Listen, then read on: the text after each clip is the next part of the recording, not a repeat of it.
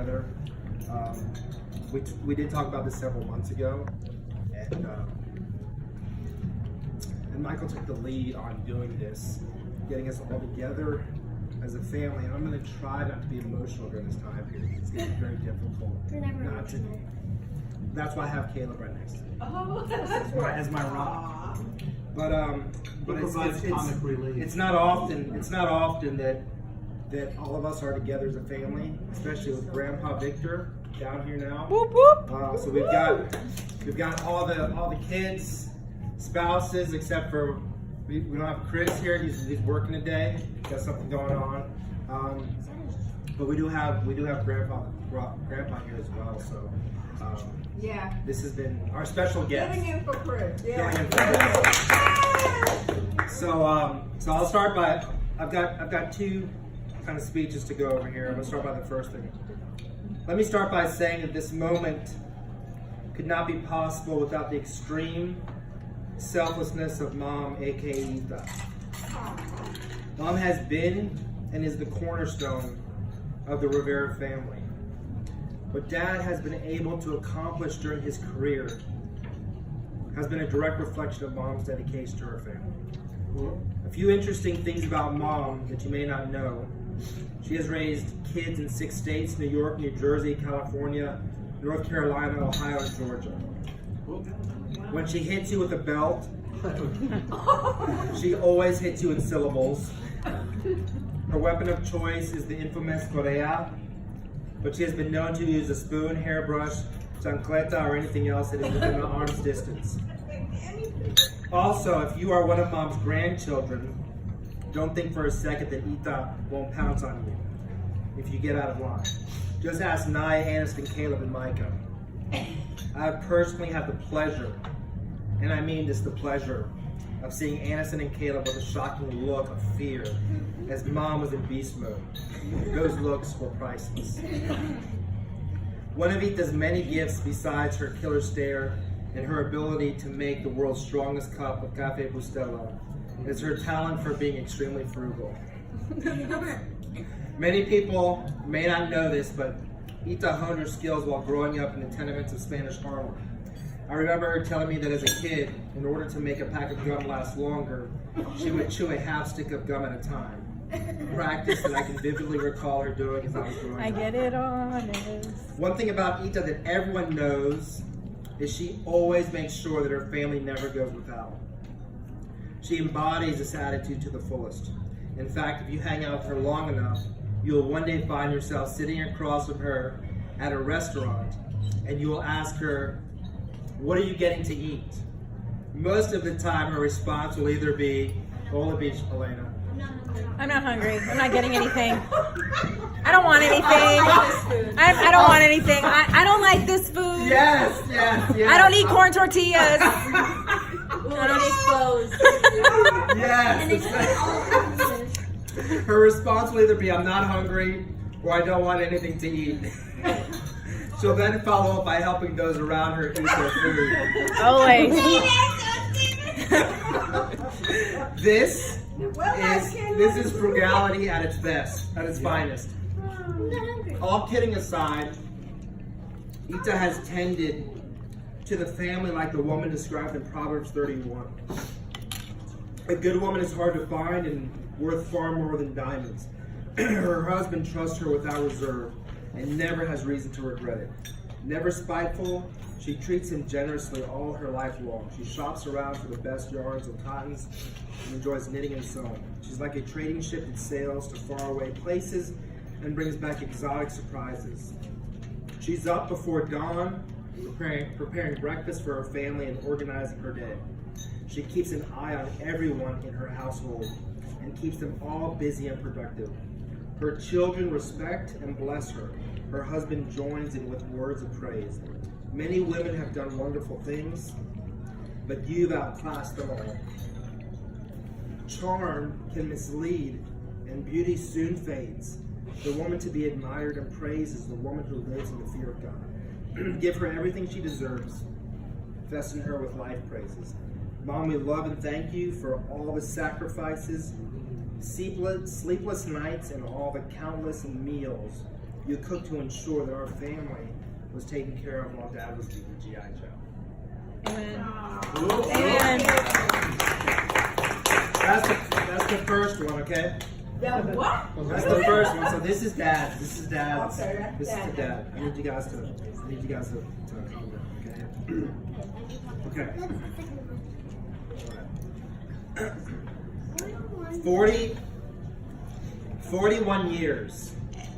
Unstinking believable. From the East Coast to the West Coast to the Midwest and finally to the Southeast. Dad has single-handedly moved us all over the United States to pursue his dreams of cutting on people, probing people in deep, dark places, jumping out of planes, and memorizing every single song on the 82nd Airborne Chorus tape. When he was neat, he was there. We were needed. I barely remember our time growing up in New York, but I can tell you that Dad skipped a grade, played a lot of basketball, took martial arts, read a lot of books, and one day spent the entire day riding the subway after getting in a fight with his sister. One day at church, he met a crazy Puerto Rican girl who till this day is crazy. I'm not sure how Dad convinced Mom to marry him, but she said yes, and they ended up having 2 amazing kids that would one day change the world. I digress. Fast forward. Which one is he missing? Oh, it's me and Michael. It's me and Michael. Wait, I'm not being left out. I don't know who's with me, but it's me. It's me. All right, here we go. Here we go. Fast forward several years later, and Dad moved us to California to work at the City of Hope. The next few years were quite interesting. Occasionally, Dad would bring me to work with him. This was good. For me, this was quite a treat. It was there where Dad and I bonded by dissecting rats. Yes, that is correct. I never did that. Wow. Dad dissected rats, and I assisted/watched these procedures. While in California, Mom either gave birth or adopted Michael. We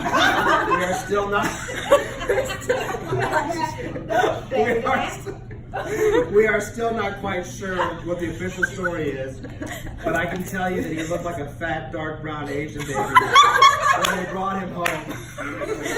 He's a sumo wrestler.